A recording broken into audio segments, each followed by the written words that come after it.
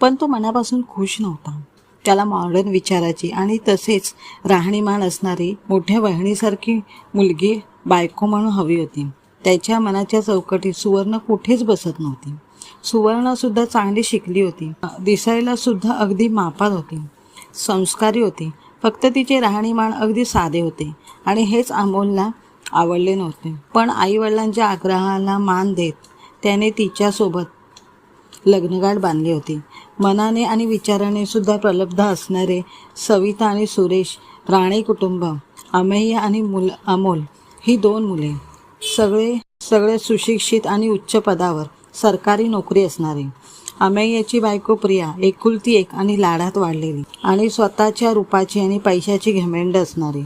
अमेयसोबत love marriage होऊन राणे कुटुंबाची मोठी सून झाली, पण त्या घराची सदस्य मात्र होऊ शकली नाही.